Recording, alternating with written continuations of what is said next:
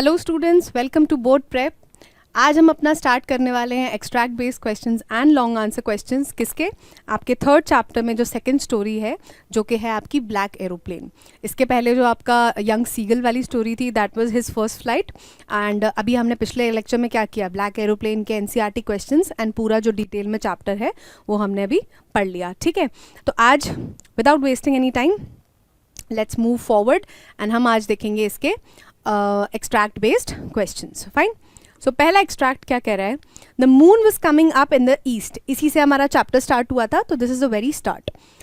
Moon was coming up in the east behind me and the stars were shining in the clear sky above मी। क्या बोल रहे हैं कि जो moon है वो ईस्ट साइड में, मतलब जहाँ वो फ्लाई कर रहे थे उनके पीछे से moon was coming up. That means कि नाइट टाइम है, मून ऊपर आ रहा है। Fine. And the sky was very clear. There wasn't a cloud in the sky. I was happy to be alone high up above the sleeping countryside. And the जो writer हैं, जो narrator हैं, he was very happy because वो एकदम ऊपर peaceful area में थे, peaceful जगह में थे, and he was flying very pleasantly. और क्या था, कंट्री साइड, मतलब जो आउटस्कर्ट्स हैं कंट्री के बाहर का जो एरिया है, जो विलेज एरिया है, उसके ऊपर से वो पीसफुली निकल रहे थे। ठीक है। I was flying my old Dakota aeroplane. अब इस प्लेन का नाम क्या है जिनको वो बोल रहे हैं ओल्ड डकोटा एरोप्लेन, जिसमें वो फ्लाई कर रहे थे, over France and back to England. France के ऊपर वो फ्लाई कर रहे थे और कहाँ जा रहे थे, वो इंग्लैंड जा रहे थे। Fine. I was dreaming of my holiday and looking forward to being with my family. I looked at my watch 1:30 in the morning. Time क्या हो रहा था, 1:30 बज रहा था उस टाइम पे, 1:30 बज रहा था रात का। And he was very happy that next day वो क्या होने वाले थे, हॉलीडे स्टार्ट होने वाली थी और वो अपने फैमिली के साथ में जाके ब्रेकफास्ट करने वाले थे। ठीक है। I should call Paris control soon, I thought. As I looked down past the nose of the aeroplane, I saw the lights of a big city in front of me.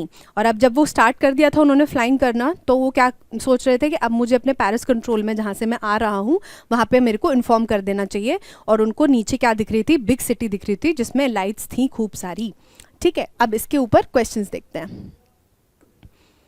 What was the time when the narrator looked at their watch? कितने बज रहे थे जब उन्होंने अपनी watch में देखा।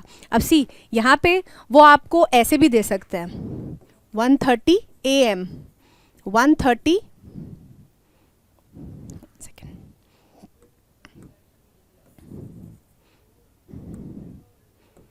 1:30 PM।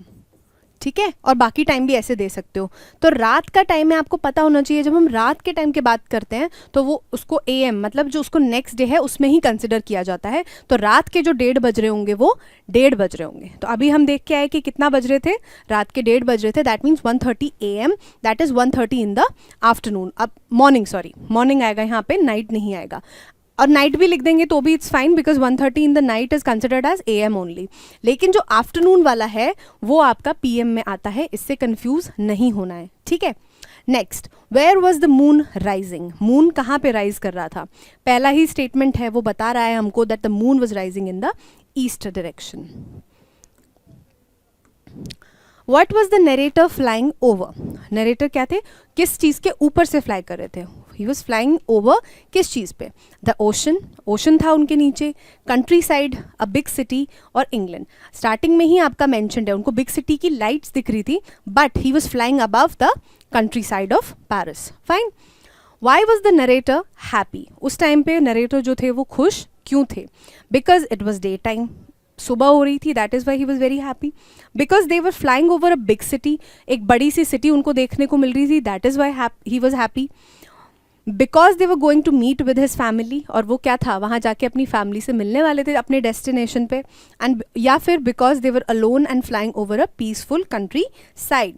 वहाँ पे ही वॉज सेटिस्फाइड, जब वो अपने पीसफुल कंट्री साइड पे ही वॉज ट्रैवलिंग, वहाँ पे वो खुश नहीं थे। वो खुश किस वजह से थे, उस वजह से थे कि उनको अभी आगे जाके उनको हॉलीडे स्पेंड करने मिलेगा और अपनी फैमिली से मिलने मिलेगा। So he was very happy.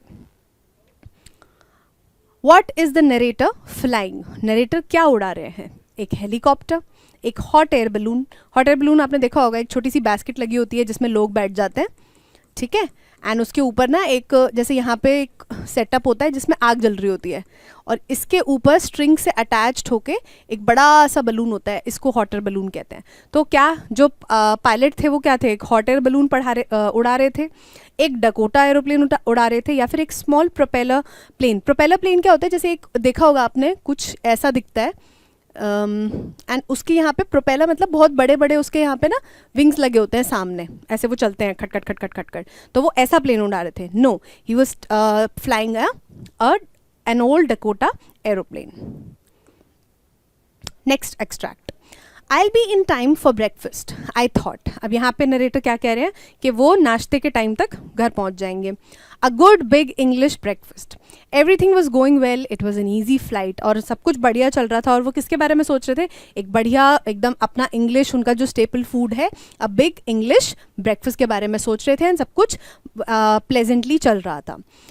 Paris was about 150 kilometers behind me when I saw the clouds. क्या था, जब वो ये सोच रहे थे, जब ये टाइम था वहाँ पे, उस टाइम पे 150 किलोमीटर्स वो ट्रैवल कर चुके थे already, and Paris was behind 150 kilometres. जब उन्होंने क्या देखा, when he saw the clouds. कौन से clouds? Storm clouds. They were huge. They looked like black mountains standing in front of me across the sky. और एकदम उनके सामने क्या दिख रहा था, उनको बड़े बड़े storm clouds दिख रहे थे, जो देखने में कैसे लग रहे थे, big black dark mountains जैसे. I knew I could not fly up and over them, and I did not have enough fuel to fly around them to the north or the south. अब जो आपका जो plane है, ठीक है, अब उसमें क्या है, आपके यहाँ पे खूब सारे स्टॉर्म क्लाउड्स आ गए. अब वो ना तो इसके ऊपर से जा सकते हैं, या फिर ना फिर उसके अराउंड से भी नहीं जा पा रहे हैं. तो क्योंकि उनके पास एक तो फ्यूल भी नहीं था इतना ज़्यादा करने के लिए, तो उन्होंने क्या डिसाइड किया, that he will fly straight through the storm only. I ought to go back to Paris. और उन्होंने सोचा कि या तो मुझे अब पेरिस वापस चले जाना चाहिए. कितना डिस्टेंस था वो, 150 kilometres. I thought but I wanted to get home. I wanted that breakfast. I take the risk, I thought, and flew that old Dakota straight into the storm. अब वहाँ पे वो किस चीज़ से ड्राइव हुए, वो अपने उस फैंटासाइजिंग जो उनका एटीट्यूड था, और जो वो ड्रीम कर रहे थे अपने वो English breakfast and spending time with his family, उसके चलते उन्होंने क्या किया, वो रिस्क ले लिया, and he flu straight between the storm clouds. All right. What was the narrator looking forward to having? किस चीज़ को वो लुक फॉरवर्ड कर रहे थे, लाइक वेट कर रहे थे उस चीज़ का. पहला, लंच खाना था उनको, डिनर खाना था, या फिर एक गुड बिग इंग्लिश ब्रेकफास्ट खाना था, या फिर एक चाय का कप चाहिए था उनको, या फिर कप ऑफ टी. तो ऑब्वियसली बात है, it was an English breakfast जो उनका स्टेपल डाइट था. How was the flight going initially? Flight जो है वो इनिशियली कैसी चल रही थी जब उन्होंने स्टार्ट ही करी थी? डिफ़िकल्ट थी, चैलेंजिंग थी, टर्बुलेंट मतलब बहुत सारा टर्बुलेंस, दैट मीन बहुत ज़्यादा डिस्टर्बेंस होता है. यूजुअली टर्बुलेंस आपका फ्लाइंग वाले चीज़ों में ही यूज़ किया जाता है, जब आपके एरोप्लेन्स होते हैं कि हाँ भाई यहाँ पे टर्बुलेंस है, मतलब यहाँ पे डिस्टर्बेंस है, नॉर्मली फ्लाई नहीं कर पा रहा है plane.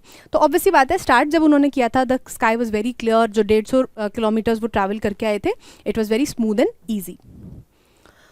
How far behind was Paris when the narrator encountered the storm clouds? कितना पीछे, पेरिस कितना पीछे रह गया था जब उनको स्टॉर्म क्लाउड्स दिखे, जहाँ पे वो सोच रहे थे कि क्या मैं वापस पेरिस जा सकता हूँ. 50 किलोमीटर्स, अबाउट 100 किलोमीटर्स, अबाउट 150 और अबाउट 200. तो अभी हम पढ़ के आए कि उसका आंसर क्या है, about 150 kilometres. How did the storm clouds appear to the narrator? Narrator को स्टॉर्म क्लाउड्स किस चीज़ की तरह दिख रहे थे? What were they looking like the storm clouds? Small and white, थोड़े से थे, छोटे थे, एंड वाइट कलर के थे. लाइक डार्क माउंटेन्स, अभी हम पढ़ के आए कि बड़े डार्क ब्लैक माउंटेन्स के जैसे लग रहे थे जो स्टॉर्म क्लाउड्स थे. लाइक फ्लफी कॉटन बॉल्स, नहीं, and transparent and light also not. What options did the narrator consider when faced with the storm clouds? क्या क्या उन्होंने कंसिडर किया जब उन्होंने इतने डार्क स्टॉर्म क्लाउड्स देखे? क्या क्या चीज़ें उन्होंने क्या कहते हैं कंसिडर करी? Flying over them, yes. Flying around them, yes.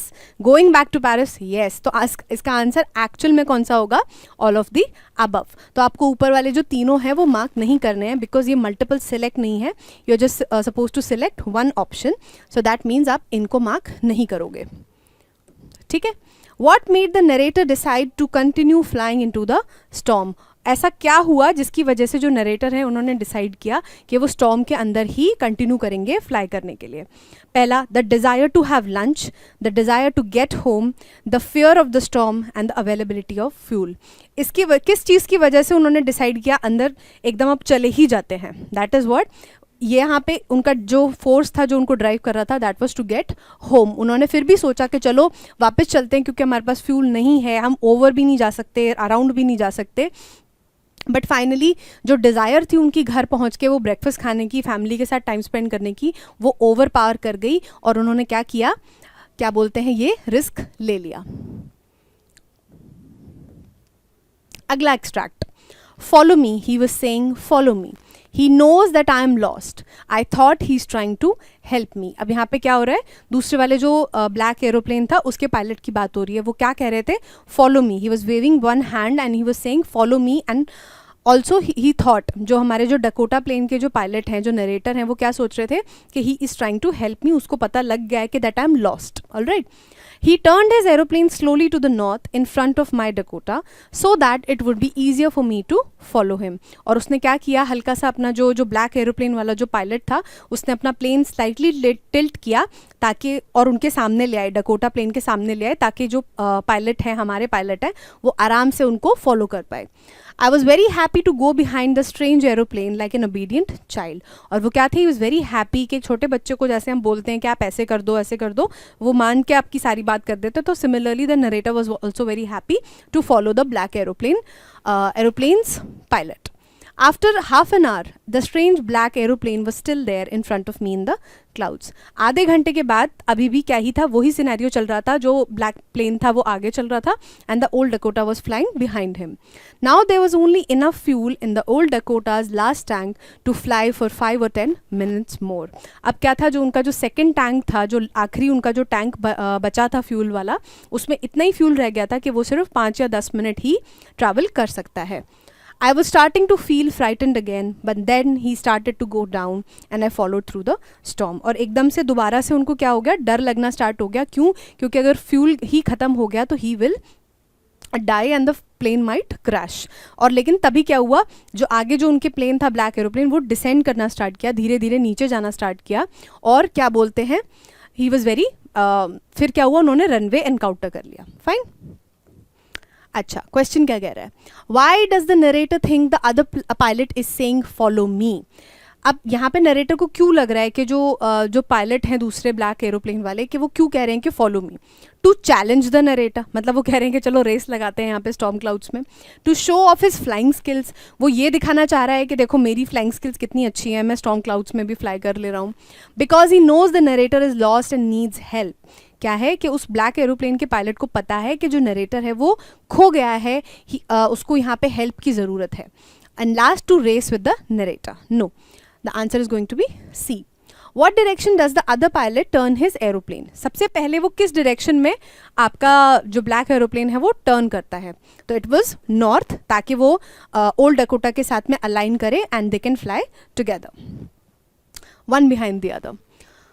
How does the narrator feel about following the strange aeroplane? क्या उनके मन में फीलिंग्स है उस टाइम पे that he wants to follow the, मतलब जब वो डिसाइड कर चुके हैं कि now I will follow the black aeroplane. Annoyed, is he annoyed, is he irritated? Worried, क्या वो परेशान है? तीसरा, happy and obedient, वो खुश है and he is very obedient, he is very कि हाँ भाई आप जैसा बोलोगे मैं वैसा करूँगा। And he was fearful, he was very scared। ठीक है, तो obvious सी बात है, he was very happy and obedient। Why? Because there was somebody who was helping him to cross the storm clouds, right? How long did the strange black aeroplane stay in front of the narrator?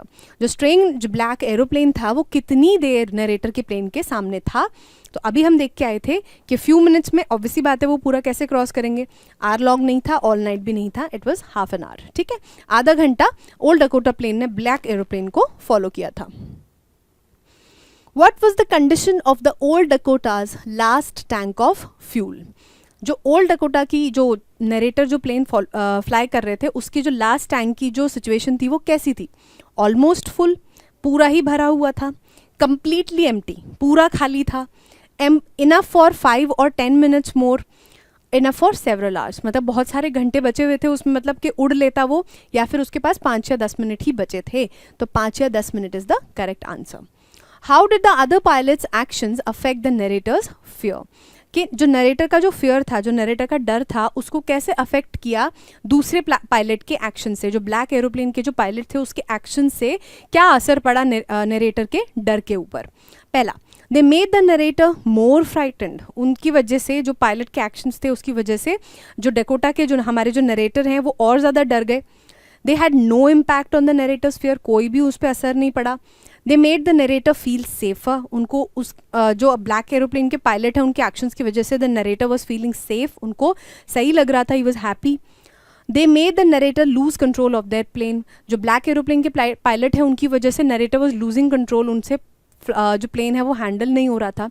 So obviously बात है, he was very happy and he was feeling safer because there was somebody else and he was trying to help him. Next, an airport. I was safe. I turned to look for my friend in the black aeroplane, but the sky was empty. और तभी क्या हुआ, he encountered an airport, जहाँ पे 2 lines उनको दिखी, उनको runway दिखा, and he was very happy. and एकदम से उन्होंने मुड़ के क्या देखा कि उनके जो फ्रेंड थे ब्लैक एरोप्लेन वाले वो कहाँ हैं, लेकिन पीछे उन्होंने देखा तो sky was totally empty. Fine. There was nothing there. The black aeroplane was gone. I could not see it anywhere. जो ब्लैक एरोप्लेन था, it was nowhere to be seen, कहीं पे भी नहीं था. So it was the sky was empty. I landed and was not sorry to walk away from the old Dakota near the control tower. I went and asked a woman in the control center where I was and who the other pilot was. एकदम से वो जब उतरे तो he was not sorry. Why? Because अभी वो उसमें ही बैठे थे, उनको अपनी जान पे बन आई थी उनके ऊपर, तो he was not sorry कि उनको कोई अफसोस नहीं था कि वो अब उतर के जा रहे हैं. ठीक है, और वो अंदर गए और उन्होंने क्या किया, वहाँ पे कंट्रोल सेंटर जहाँ पे वो उतरे थे वहाँ पे एक लेडी बैठी थी, उनसे जाके उन्होंने पूछा कि जो दूसरा पायलट है वो कहाँ है. I wanted to say thank you. अब उन्होंने क्यों पूछा कि दूसरा पायलट कहाँ है, because he wanted to thank him, उनको शुक्रिया अदा करना था कि आपने मेरी हेल्प करी. She looked at me very strangely and then laughed. Another aeroplane up there in this storm, no other aeroplanes were flying tonight. वो क्या बताया उन्होंने, वो हंस के, पहले तो उन्होंने स्ट्रेंजली देखा and then she was amused, she was laughing एकदम अम्यूजडली कि आप कैसी बात कर रहे हो, इतने स्टॉर्म में दूसरा plane, there was no other plane. She clarified. Yours was the only one I could see on the radar. और उन्होंने क्या बताया कि वो सिर्फ रेडार पे किसका प्लेन देख पा रही थी, इन्हीं का प्लेन देख पा रही थी, हमारे नरेटर का. That was the old Dakota DS-088. Who helped me to arrive there safely without a compass or a radio and without any more fuel in my tanks. और सोचो स्पेसिफिक उतना ही जितना उनके पास फ्यूल था उतने में उन्होंने उसको उतरवा दिया उनको हेल्प करके. तो कौन था वो पायलट, वो खुद से क्वेश्चन करने लग गए कि हु वाज दैट पायलट जिन्होंने सारे इक्विपमेंट्स फेल होने के बावजूद उनकी हेल्प करी और उनकी जान बचाई. Who was the pilot on the strange black aeroplane flying in the storm without lights? और वो कौन था पायलट, कौन था जो बिना लाइट्स वाला जो एरोप्लेन था उसको उड़ा रहा था. What was the narrator looking for when they saw an airport, मतलब जब एकदम से उन्होंने एयरपोर्ट देख लिया पहले, उसके बाद वो क्या देख रहे थे. पहला, their friend in the black aeroplane, a place to land safely. अब प्लेस टू लैंड सेफली क्यों ढूंढेंगे जब एयरपोर्ट दिख ही गया तो. फूड एंड वाटर, उन्होंने खाना या पानी ढूंढा. और डायरेक्शंस टू देयर डेस्टिनेशन, या फिर वो पूछने लगे कि मैं इंग्लैंड कैसे जाऊँ. तो ऑब्वियसली बात है, उन्होंने सबसे पहले पलट के अपने फ्रेंड को देखा जो ब्लैक एरोप्लेन में थे. What did the narrator find when they looked for their friend in the black aeroplane? और उनको क्या पता लगा जब वो पीछे मुड़ के अपने ब्लैक एरोप्लेन वाले फ्रेंड को देखने लग गए. The sky was full of other planes. और वहाँ पे जाके उन्होंने क्या देखा कि एकदम से खूब सारे प्लेन्स उनके पीछे उड़ के आ रहे थे. The black aeroplane had crashed. जो ब्लैक एरोप्लेन था वो क्रैश कर गया था, वो गिर गया था और टूट गया था. The sky was empty and the black aeroplane was gone. यही हमें पता है कि जब उन्होंने पीछे मुड़ के देखा तो जो प्लेन था वो गायब था. Their friend was waving from a nearby hangar.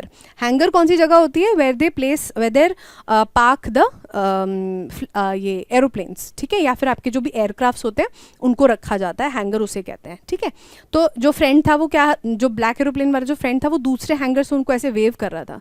No, जो ब्लैक एरोप्लेन था वो गायब हो चुका था और स्काई जो था वो एम्प्टी था. How did the narrator feel about landing at the airport? Narrator को कैसा लग रहा था when he was about to land, जब वो अपना एयरक्राफ्ट उतारने वाले थे? Nervous, excited, relieved and not sorry to leave the old Dakota, disappointed. He was obviously बात है, ही इज़ वेरी रिलीव्ड कि उनकी जान बच गई and he was able to land safely and he was not sorry to leave the old Dakota behind. Who did the narrator ask about their mysterious savior? कि जो mysterious savior थे, savior मतलब जो बचाया किसी ने आके, एक योद्धा जिसने उनको आके हेल्प करी, तो वो किससे पूछ रहे थे वहाँ पे?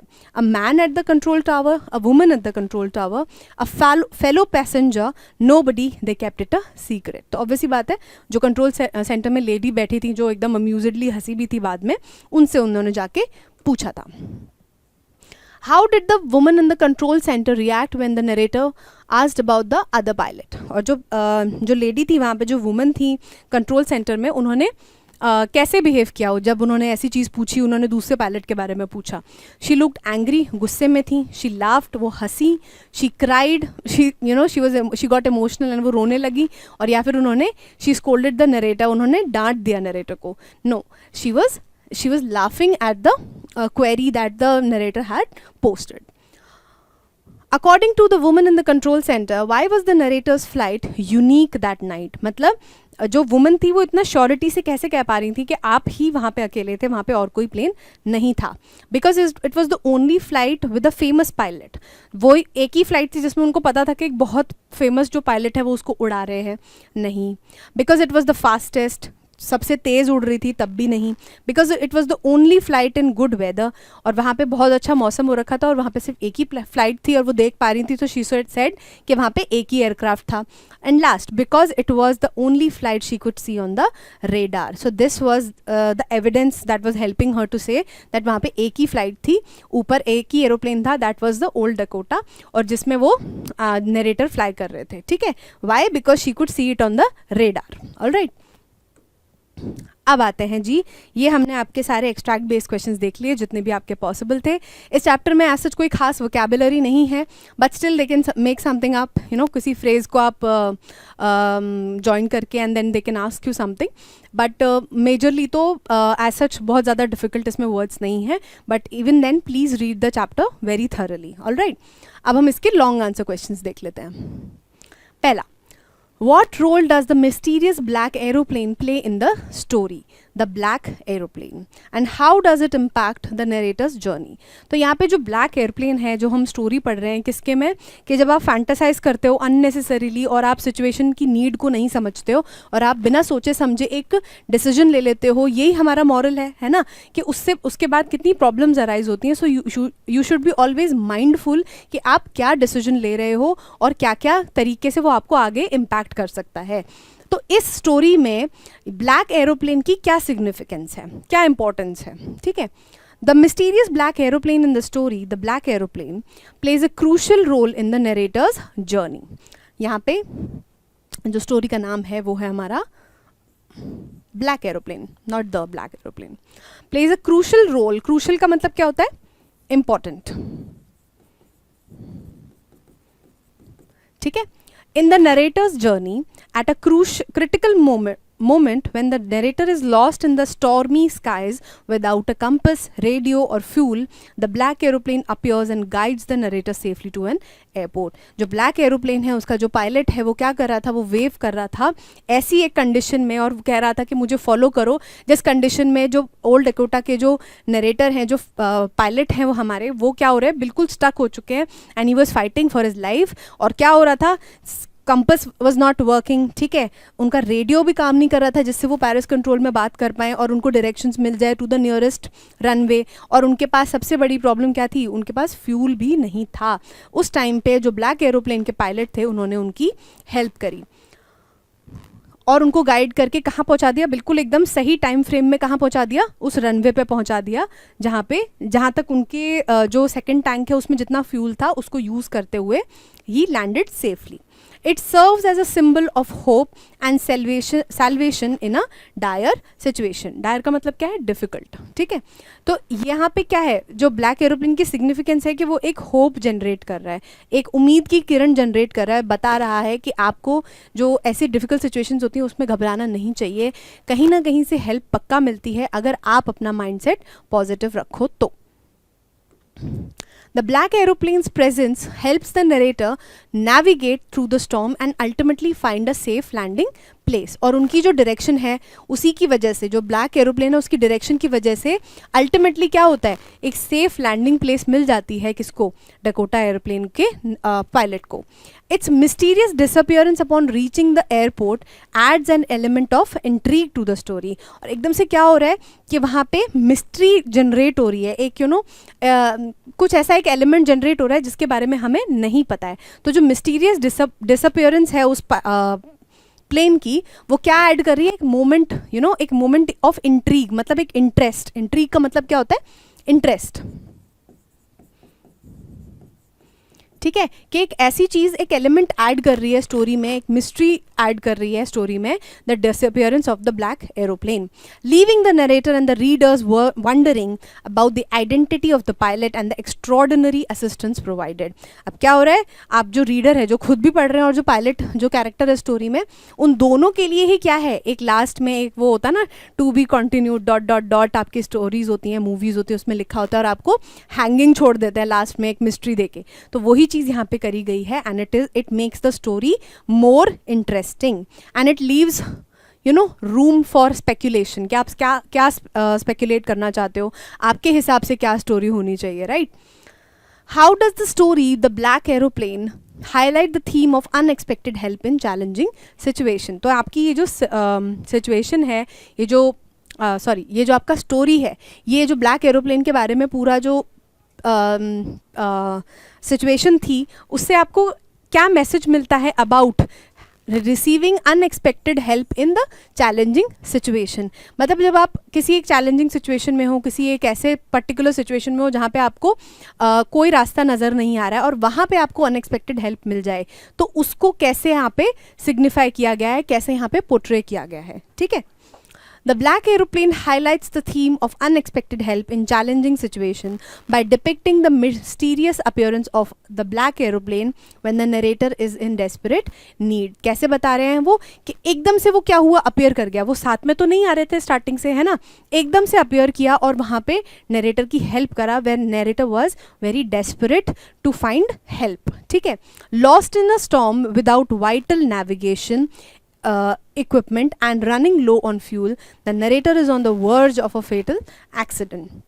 अब यहाँ पे क्या है कि वो कहाँ पे खो चुके थे, एक स्टॉर्म में खो चुके थे, without vital. Vital means important. Important मतलब जो ज़रूरी थी वहाँ पे, बहुत ही, उसके बिना फ्लाइंग वॉज नॉट पॉसिबल. और इक्विपमेंट के बिना, और रनिंग लो ऑन फ्यूल मतलब जो फ्यूल था वो भी ख़त्म हो गया था. और नरेटर क्या थे, एक वर्ज पे थे, he was on the brink, एक एज पे थे, मतलब थोड़े से ही दूर थे किस चीज़ से, एक फेटल मतलब एक बहुत ज़्यादा एक दुर्घटना से दूर थे, जो जिसमें वो अपनी जान भी गंवा सकते थे. The sudden appearance of the black aeroplane and its guidance through the storm represents a timely an unexpected source of aid. और वो जो ब्लैक एरोप्लेन है वो क्या सिग्निफाई कर रहा है, एकदम से एक ऐसा टाइम जिसमें आप एक्सपेक्ट नहीं कर रहे. जैसे आप मान लो रोड पे आपका, या फिर आपको चोट लग जाती है, एक्सीडेंट हो जाता है, यू कैन एक्सपेक्ट कि वहाँ पे और भी गाड़ियाँ होंगी और लोग आपको हेल्प करने आ जाएंगे. बट एक ऐसी सिचुएशन जहाँ पे वो एक खुले आसमान में है, उनको कुछ भी नहीं नज़र आ रहा है, एंड सडनली इस तरीके की हेल्प वहाँ पे क्या होगी, अनएक्सपेक्टेड ही तो होगी. And it was nothing short of a miracle, right.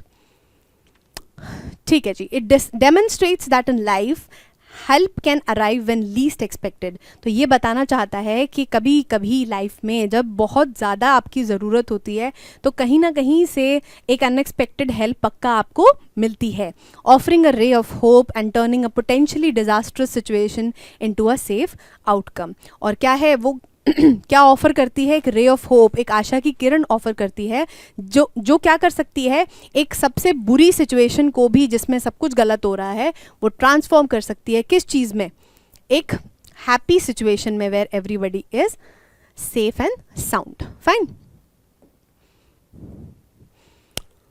This theme encourages readers to remain calm and to trust that help can come from unexpected sources during difficult times. और इसी से हमको readers को क्या सीखने मिलता है, that you should always expect कि कहीं ना कहीं से पक्का आपको हेल्प मिलेगी, और ऐसी सिचुएशंस जो डिफ़िकल्ट सिचुएशंस होती हैं उसमें हिम्मत नहीं हारनी चाहिए। और ये अनएक्सपेक्टेड सिचुएशन जो हेल्प है ना, वो कभी कभार आपके अंदर से ही आ सकती है, ठीक है।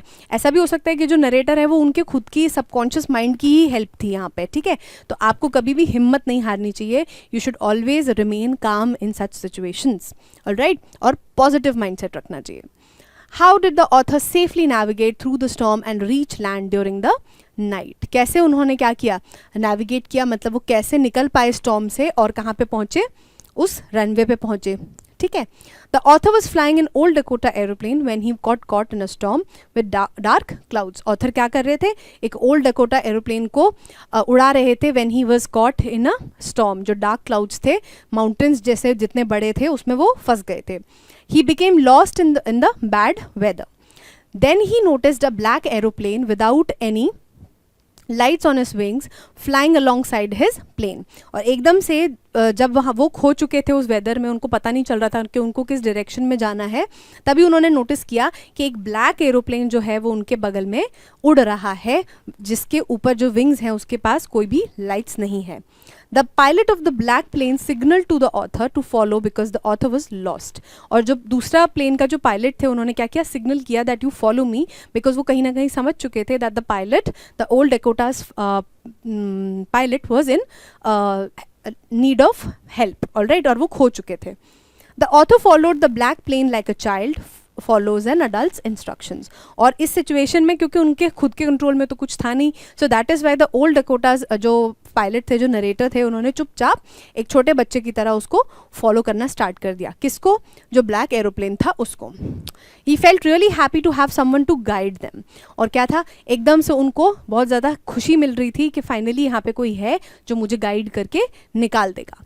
After some time the pilot of the black plane began to descend as if to land, ठीक है। क्या था, धीरे धीरे वो नीचे जाने लग गए, डिसेंड करने लग गए, एज इफ टू लैंड, कि वो नीचे उतर के लैंड करने वाले हैं। The author continued to follow the black plane through the storm and eventually he came out of the dark clouds.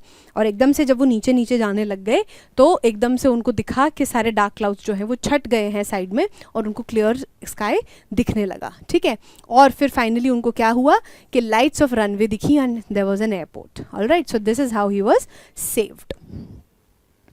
Why was the writer happy when he decided to fly in the night? Writer जो थे वो रात में travel करने के लिए क्यों खुश थे? Why was he so happy that he was traveling at night? The author was filled with joy when he chose to fly that night because he was heading home for his vacation. सबसे बड़ा main important point क्या है कि that he was heading home for his holidays, his vacations, जहाँ पे वो क्या कर सकते हैं, एक फैट इंग्लिश ब्रेकफास्ट खा सकते हैं। He felt thrilled about reuniting with their family and sharing a special breakfast with them. और he was very thrilled, like he was very happy and he was very elated. Why? Because वो दोबारा अपनी family से मिलने वाले थे। Reuniting मतलब दोबारा मिलना, and एक अच्छा ब्रेकफास्ट उनके साथ में शेयर करना था। As he began the flight, everything appeared just right. और जैसे ही उन्होंने फ्लाइट उड़ाना स्टार्ट किया, उस टाइम पे जो क्लाउड्स थे वहाँ पे कोई क्लाउड्स नहीं थे। The sky was very clear and it was a pleasant ride. The sky was clear with no clouds and the stars were twinkling brightly. और जो स्काई इतना क्लियर था कि स्टार्स जो थे वो टिम टिम उनको दिख रहे थे, they were shining very brightly. These favorable conditions made flying over the peaceful Paris countryside seem easy and delightful. अब ये सारी जो conditions थी, क्या क्या conditions थी, एक तो उनको फैमिली से मिलना अच्छा लग रहा था, एंड उसके बाद उनको ब्रेकफास्ट करना था, है ना, और जो स्काई भी क्लियर था, ठीक है, नो क्लाउड्स, एंड उसके बाद स्टार्स भी क्या कर रहे थे, ट्विंकलिंग कर रहे थे और बहुत ज़्यादा अच्छे से चमक रहे थे। सो ये वाली जो सारी चीज़ें थी, इन सबको क्या बोला जा रहा है यहाँ पे, फेवरेबल कंडीशंस बोला जा रहा है, जिसकी वजह से he was happy to travel that night. और क्या था, जो पेरिस का कंट्री साइड्स था, मतलब जो विलेज वाला एरिया था, उसके ऊपर से उड़ना भी उनको अच्छा लग रहा था and delightful. The author's believe that everything was perfect bought him a lot of happiness. और एकदम से उनको क्या फील हो रहा था, दैट एवरीथिंग इज परफेक्ट, अब तो कुछ गलत हो ही नहीं सकता, now I am going to reach in time for the breakfast. इसी वजह से he was feeling very happy. Why did the pilot feel the need to express gratitude to the other pilot after landing safely? And what does this action reveal about the writers values. तो जो pilot है उनको land करने के बाद में या फिर जैसे ही उनको एयरपोर्ट दिखा, why was he feeling that need के उनको जाके दूसरे पायलट को थैंक यू बोलना चाहिए। और ये जो उनका एक्शन है, जो उनकी चाहत है कि हाँ मैं जाके उनको थैंक यू बोलूँ, उनका शुक्रिया अदा करूँ कि आपने मुझे हेल्प करी, वो उस पायलट के बारे में, जो डकोटा प्लेन के पायलट हैं उनके बारे में क्या कहता है। Alright, the pilot wanted to express gratitude to the other pilot after landing safely because the mysterious pilot had played a crucial role in guiding them through a dangerous storm and ensuring their safe arrival। तो वो क्यों धन्यवाद क्यों देना चाहते थे? वो इसीलिए देना चाहते थे कि अगर वो मिस्टीरियस प्लेन नहीं होता, वो ब्लैक एरोप्लेन वहाँ पे नहीं होता, तो वो उस सिचुएशन से बिल्कुल नहीं निकल पाते और वो अपनी शायद जान भी गंवा सकते थे उस दिन। This action reflects the writer's values of recognizing and appreciating the help। इससे, इस एक्शन से क्या पता लगता है? उनके थैंक करने की इतनी ज़्यादा जो उनके अंदर चाहत थी कि हाँ मैं जाके उनको थैंक यू बोलूँ, उससे पता लगता है that he recognises, he is very humble and he is modest about it, that yes मैं रिकग्नाइज कर रहा हूँ कि आपने यहाँ पे मेरे लिए क्या किया है और किस किस कंडीशन में किया है, राइट। तो और वो अप्रिशिएट भी करना चाहते थे उस हेल्प और सपोर्ट को जिसके बिना वो शायद आज सर्वाइव नहीं कर पाते, even when it comes unexpectedly. कि अनएक्सपेक्टेडली आई थी, उन्होंने ये नहीं सोचा कि अरे वो बाई चांस वहाँ पे था तो उसने मेरी हेल्प कर दी, ऐसा भी नहीं सोचा उन्होंने बस सोचा कि yes that person has help me and now I have to thank him. Alright, it demonstrates humility and the acknowledgement of one's dependence on the assistance of others in challenging situations। अब यहाँ पे humility का मतलब क्या होता है? The act of staying humble। मतलब जब आप humble रहते हो, you are modest, आप ज़्यादा वो नहीं करते हो, आप रिकग्नाइज करते हो दूसरे लोगों के एफर्ट्स को, आप रिकग्नाइज करते हो कि हाँ yes they have help me, वो आउट ऑफ द वे जाके मुझे मदद कर रहे हैं, और या फिर उनके जो इमोशंस हैं वो सबको आप इंश्योर करते हो, ठीक है। और वो ये भी देख रहे हैं कि एक्नॉलेज भी कर रहे हैं किस चीज़ को, कि जो अनएक्सपेक्टेड हेल्प मिली है इस चैलेंजिंग सिचुएशन में। कुछ लोग होते हैं ना जो हेल्प एक्सेप्ट ही नहीं करते हैं, जैसे मान लो अगर इसी जगह पे ये हम्बल नहीं होते हैं जो पायलट है, और वो जो दूसरा प्लेन है वो उनको कह रहा है फॉलो मी, वो कहते हैं हट मैं नहीं सुनूंगा तेरी बात, मैं तो अपने मर्जी से प्लेन को चलाऊंगा और मुझे सब कुछ पता है एंड मैं लैंड कर जाऊंगा। तो क्या वो कभी उस स्टॉर्म क्लाउड से निकल पाते? नहीं निकल पाते। The writers act of wanting to say thank you to the mysterious pilot highlights the importance of gratitude and kindness. क्या हाईलाइट कर रहा है वो इस तरीके के एटीट्यूड को, that the importance of gratitude and kindness, कि जो काइंड है he is filled with gratitude, मतलब वो दूसरे को थैंक करना चाहते हैं, showcasing a sense of appreciation for acts of kindness and assistance from the fellow human beings. और वो क्या दर्शा रहे हैं इससे, कि अप्रिशिएट करना चाहिए जब आपको कोई हेल्प करता है और साथ में आपके जो ह्यूमन बींग्स हैं वो साथ में सर्वाइव कर रहे हैं, सब कुछ कर रहे हैं, एक दूसरे की हेल्प कर रहे हैं, तो साथ ही साथ we should keep on appreciating, तारीफ करती रहनी चाहिए और उसको एक्सेप्ट भी करना चाहिए कि yes everybody is helping me. Fine, next क्या, यही थे हमारे सारे लॉन्ग आंसर टाइप क्वेश्चंस जितने भी पॉसिबल थे, ठीक है। और अच्छे से पूरा चैप्टर को पढ़ना, बहुत ज़्यादा लंबा चैप्टर नहीं है, वेरी इंटरेस्टिंग ऑल्सो, और दिमाग खुला रखना इस चीज़ में और डिस्कस करते रहना, जो भी एक्टिविटी वाइज आपको जो पीछे एनसीईआरटी में हमने पढ़े थे उसमें जो गिवन है उनको सबको देखते रहना। ऑलराइट, तो स्पेकुलेट भी करना इस एक्टिविटी को, बैठ के सब लोग अपना ग्रुप में डिस्कस करना। It is a very interesting chapter and just keep on revising, ठीक है। मिलते हैं नेक्स्ट लेक्चर में, टिल देन थैंक यू।